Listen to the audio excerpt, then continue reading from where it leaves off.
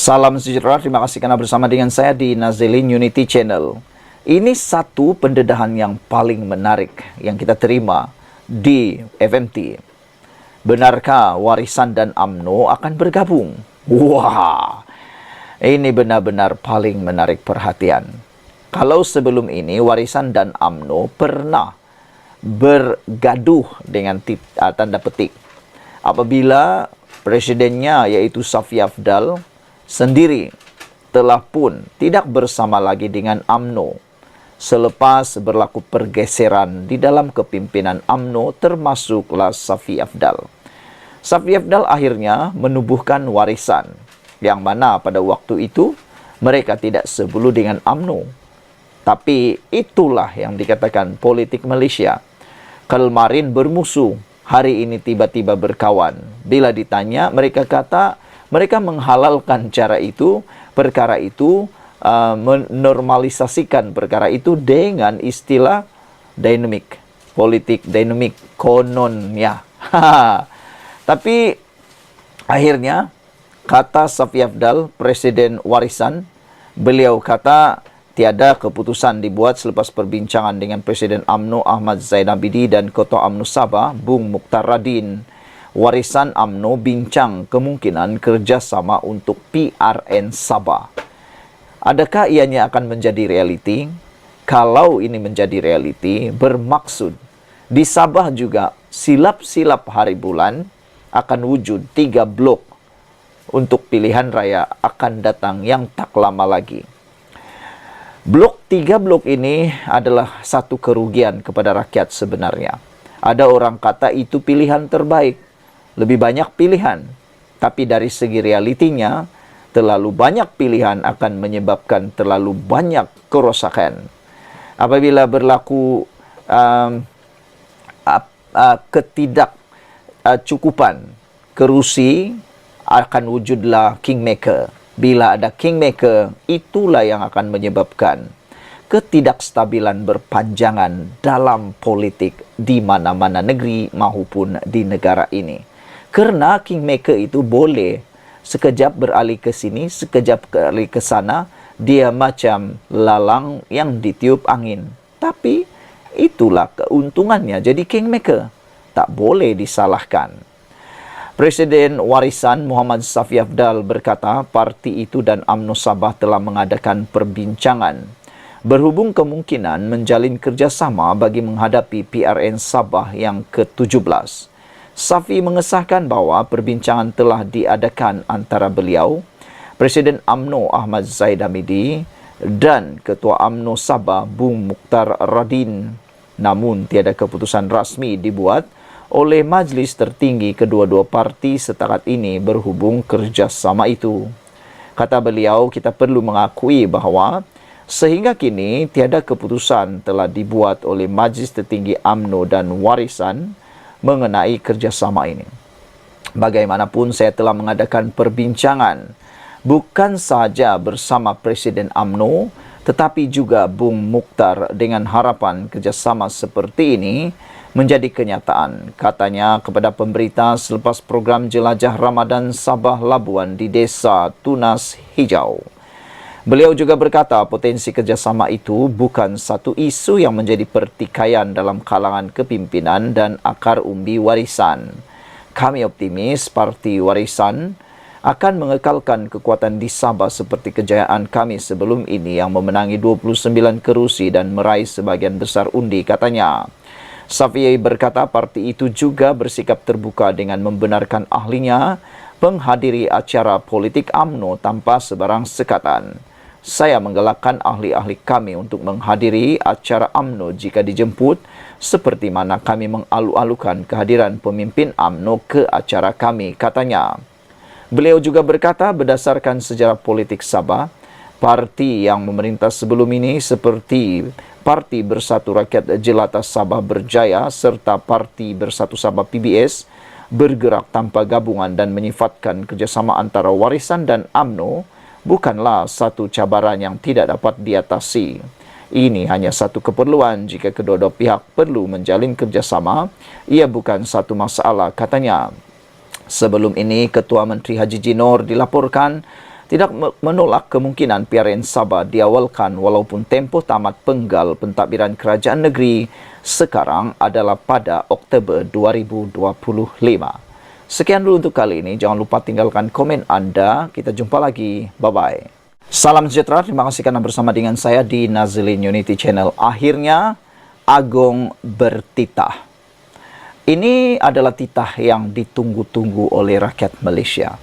Di saat isu perpaduan menjadi panas, di saat isu sensitif melibatkan 3R, panas di Malaysia, akhirnya pribadi yang paling kita sanjung dan hormati, yang kita memberikan taat setia tidak berbelah bahagi, yaitu ke bawah Duli Yang Maha Mulia yang di-Pertuan Agong, bertitah, daulat tuanku, daulat tuanku. Akhirnya Agong bertitah bahawa perpaduan kaum adalah hadiah paling bermakna bagi baginda, untuk baginda pada waktu baginda menyambut hari keputeraan baginda hari ini, daulat tuanku. Saudara-saudara sekalian, kita sebagai rakyat Malaysia harus menyetujui apa yang dititahkan oleh Ketua Duli Yang Maha Mulia yang di-Pertuan Agong.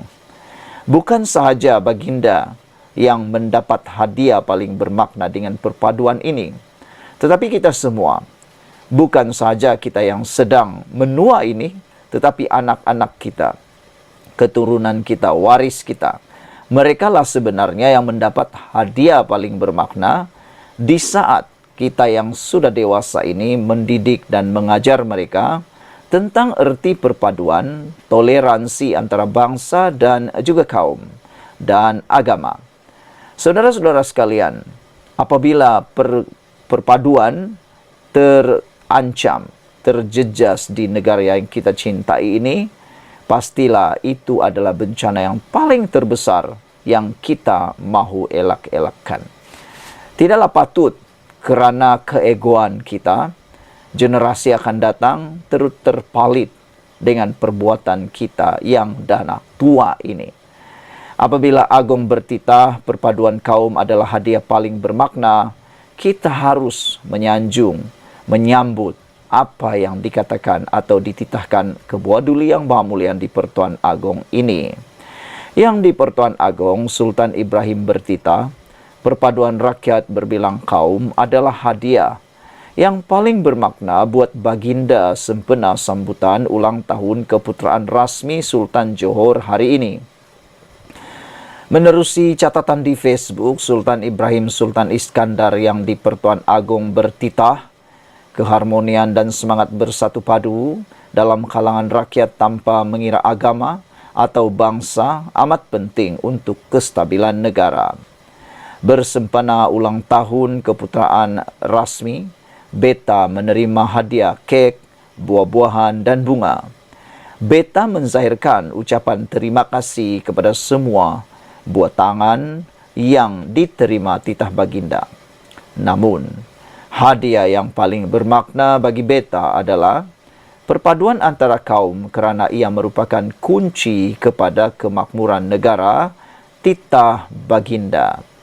Sultan Ibrahim bertitah di Johor, baginda sering menitik beratkan konsep bangsa Johor yang kekal diamalkan sejak sekian lama dalam menyatu padukan rakyat pelbagai kaum. Konsep bangsa Johor adalah satu contoh yang baik serta tunjang perpaduan dalam kalangan masyarakat titah Sultan Ibrahim. Yang di-Pertuan Agong bertitah, Yayasan-Yayasan Diraja Johor juga berperanan aktif dalam membantu rakyat pelbagai kaum di negeri ini. Begitu juga Yayasan Sultan Ibrahim Johor yang menghulurkan pelbagai sumbangan secara berterusan dalam membantu meringankan beban golongan memerlukan titah yang di-Pertuan Agong. Justru baginda amat mengalu-alukan jika ada pihak mahu menghulurkan sumbangan kepada yayasan-yayasan Diraja Johor dan yayasan lain di seluruh negara untuk bersama-sama meringankan beban rakyat miskin titah baginda lagi. Saudara-saudara sekalian, ada komen daripada netizen di ruangan Malaysia Kini menulis, antaranya Kotaro Minami tulis, tapi sayangnya ada segelintir individu yang tak dapat memahami kepentingan perpaduan. Mereka hanya mengambil peluang politik. Apabila ada isu panas tanpa memperdulikan perpaduan, mereka gunakan isu itu untuk meraih perhatian dan meraih sokongan, kata Kotaro Minami. Selain itu, ada juga yang mengatakan bahawa tolonglah ahli-ahli politik, tolong sambutlah titah diraja ini sebagai satu janji yang baru untuk rakyat Malaysia.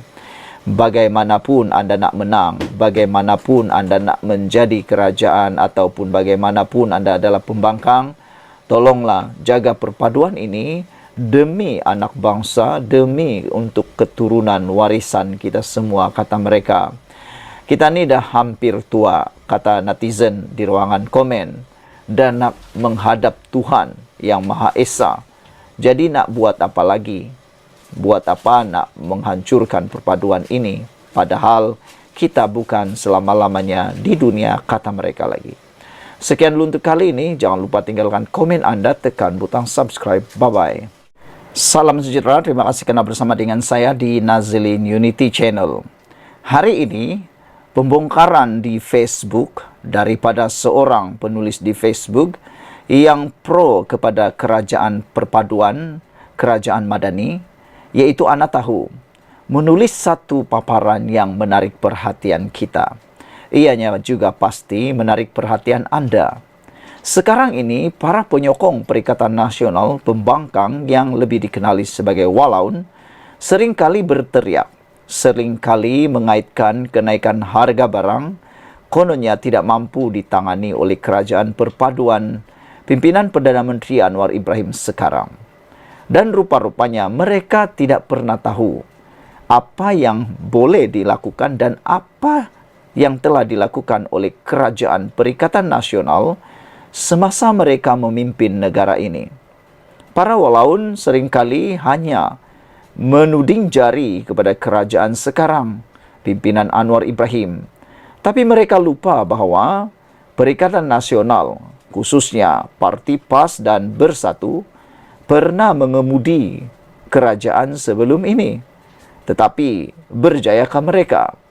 Ramai orang kata mereka gagal kerana pada waktu itu barulah timbul yang namanya rakyat mengibarkan bendera putih. Sehingga lagu ada yang dicipta khusus untuk lagu bendera putih itu menunjukkan hampir-hampir rakyat tewas pada waktu itu. Apa yang dilakukan oleh Perikatan Nasional ketika harga barang naik zaman Perikatan Nasional? Rupa-rupanya melalui paparan di Facebook Ana Tahu dan infografik yang disediakan oleh Suara Rakyat ini, barulah kita tahu bahawa ini komen-komen para pemimpin Perikatan Nasional ketika harga barang naik zaman PN. Pada 1 Julai tahun 2022, Nick Zawawi pernah berkata, harga barang naik bukan masalah besar di negara ini. Nampaknya beliau pernah menyuarakan perkara tersebut. Apa kata para penyokong Perikatan Nasional atau yang dikenali sebagai Walaun, tanya semula kepada pemimpin-pemimpin PAS atau pemimpin Perikatan Nasional atau pemimpin daripada Bersatu atau daripada Pembangkang tentang komen mereka ketika mereka menjadi kerajaan ini dahulu. Iaitu harga barang naik bukan masalah besar di negara ini, kata Nick Zawawi pada 1 Julai 2022. Manakala seorang lagi pemimpin daripada Pembangkang iaitu Razman Zakaria pada 17 Disember tahun 2021 mengatakan bahawa selagi kita hidup, isu harga barang naik tidak akan selesai. Kenapa dulu sewaktu menjadi kerajaan, ini boleh dijawab oleh Razman Zakaria. Tapi kenapa sekarang waktu harga barang naik, tak pula mereka kata selagi kita hidup, isu harga barang naik tidak akan selesai. Adakah itu hanya untuk mempertahankan diri pada waktu itu? Itukah formula mereka? Banyak orang yang selalu memerli, selalu mengecam Rafizi Ramli sebagai Menteri Ekonomi hanya mempunyai teori ataupun mempunyai formula. Rafizi dianggap sebagai raja formula, tetapi ramai pengikut Rafizi kata, sekurang-kurangnya Rafizi mempunyai formula yang boleh dipraktikkan berbanding dengan hanya kata-kata seperti yang dikata oleh Nick Zawawi dan Razman Zakaria itu. Yaitu, menurut Razman Zakaria, selagi kita hidup, isu harga barang naik tidak akan selesai. Dan yang paling menarik adalah Presiden PAS sendiri pernah memberi komen jawapan berkaitan dengan harga barang naik pada zaman Perikatan Nasional, pada zaman beliau memerintah menjadi duta khas di Timur Tengah. Menurut Hadi Awang, harga barang naik kerana inflasi dunia, bukan salahkan kerajaan. Pada waktu itu, Hadi Awang kata harga barang naik kerana inflasi dunia, bukan salahkan kerajaan. Dikatakan sendiri oleh Hadi Awang pada 24 Jun tahun 2022. Tidak bolehkah Hadi Awang gunakan semula perkataan itu untuk menenangkan para penyokong Perikatan Nasional? Tidak bolehkah Hadi Awang menggunakan atau melontarkan semula kata-kata pemujuk ini kepada para walaun dengan mengatakan bahawa bukan salah kerajaan harga barang naik, itu kerana inflasi dunia. Sekarang inflasi masih ada, tetapi inflasi yang sedang berlaku sekarang makin rendah berbanding semasa zaman Perikatan Nasional. Saudara-saudara sekalian, pendedahan ini memang menarik perhatian kita kerana Abdul Hadi Awang pada 24 Jun 2022 pernah mengatakan harga barang naik kerana inflasi dunia, bukan salah kerajaan. Kalau harga ayam naik, kena tengok juga. Mereka jual makanan ayam, jual dengan harga mahal. Siapa yang kuasai sektor makanan ternakan? Siapa yang main-mainkan harga itu? Jadi tak boleh salahkan kerajaan sahaja. Kerajaan sudah menangani. Kita beri sokongan pada Perdana Menteri, kata Hadi. Saudara-saudara sekalian, infografik ini disediakan oleh Suara Rakyat. Hari ini kita juga digemparkan dengan penafian daripada Rafizi yang mengatakan dakwaan harga petrol diesel naik sebelum Aidilfitri adalah tidak benar. Rafizi menafikan dakwaan tersebut. Kalau tertular di media sosial sekarang berkaitan kononnya harga petrol dan diesel naik sebelum Aidilfitri, itu adalah fitnah dan berita yang tidak benar. Rafizi menafikan dakwaan tersebut. Sekarang ini permainan macam-macam. Belum berlaku, dah mula dispekulasikan. Ada ruang sedikit saja dispekulasikan. Ada ruang sedikit saja politik masuk mengambil alih. Banyak isu sekarang yang boleh dijadikan isu politik. Tapi yang menariknya, apabila Tun Mahathir Mohamad pada September 16 September tahun 2022, pukul 11.51 pagi dilaporkan oleh Berita Harian bahawa Mahathir pernah berkata, PAS kini parti kafir. Itu kata Tun Dr. Mahathir Mohamad. Tapi sekarang, tiba-tiba Tun Mahathir pula berteman baik dengan PAS. Mana sudah prinsip dan pendirian Mahathir. Saudara-saudara sekalian, peringatan daripada kerajaan melalui padu, kerajaan pertimbang bagi bantuan tunai setiap bulan kepada yang layak. Itu kata Rafizi. Sekian dulu untuk kali ini. Jangan lupa tinggalkan komen anda. Tekan butang subscribe. Bye-bye. Salam sejahtera. Terima kasih kerana bersama dengan saya di Nazilin Unity Channel. Ada banyak isu yang hangat di media sosial sekarang. Tapi yang paling hangat ialah melibatkan Sanusi Maknur, Menteri Besar di Kedah.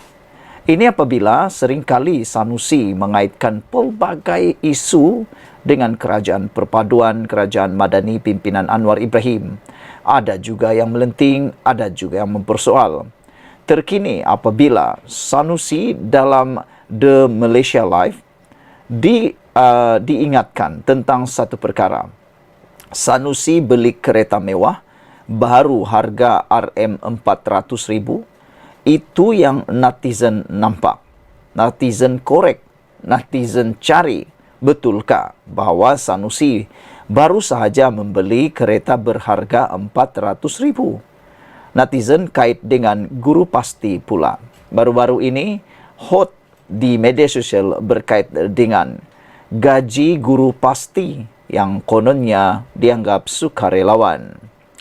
Kecoh hari ini media sosial mengenai dakwaan Menteri Besar Kedah Sanusi Maknur bergaya dengan kereta mewah baharunya.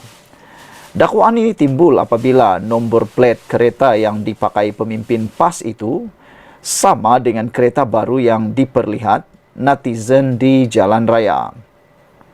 Netizen mendakwa nombor plat KCX8 itu dipasang pada kereta Hyundai Palisade dan paling terbaru di pasaran. Carian TML menunjukkan harga kereta itu bernilai hampir RM400,000 di pasaran Malaysia. Wow, boleh tahan harganya mahal dan mewah. Di ruangan komen pula rata-rata netizen memerli Menteri Besar sempoi itu dengan mengaitkan dengan isu guru pasti yang hanya bertaraf sukarelawan, bukannya pekerja. Denras menulis, cikgu pasti sukarelawan tumpang gembira kerana dijanjikan surga. Eng Peng pula menulis, gaji dan allowance dia tetap jalan. Tak macam gaji agro kena delay 8 bulan. Saudara-saudara sekalian, awas-awas dengan netizen sekarang. Nombor kereta pun boleh mereka detect. Mereka akan tahu pemiliknya dan betulkah kereta KCX8 ini milik Sanusi seperti yang didakwa oleh netizen. Sanusi beli kereta mewah baharu harga RM400,000. Netizen kait pula dengan guru pasti. Saudara-saudara sekalian, hari ini sekali lagi kecoh di media sosial mengenai dakwaan Menteri Besar Kedah Sanusi Maknur bergaya dengan kereta mewah baharunya. Dakwaan ini timbul apabila nombor plat kenderaan kereta yang dipakai pemimpin PAS itu sama dengan kereta baru yang diperlihat netizen di jalan raya. Netizen mendakwa nombor plat KCX8 itu dipasang pada kereta Hyundai Palisade yang paling terbaru di pasaran. Carian TML menunjukkan harga kereta itu bernilai hampir RM400,000 di pasaran Malaysia. Di ruangan komen pula rata-rata netizen memerli Menteri Besar sempoi itu dengan mengaitkan isu guru pasti yang hanya bertaraf sukarelawan bukannya pekerja. Sekian dulu untuk kali ini. Jangan lupa tinggalkan komen anda, tekan butang subscribe. Bye-bye.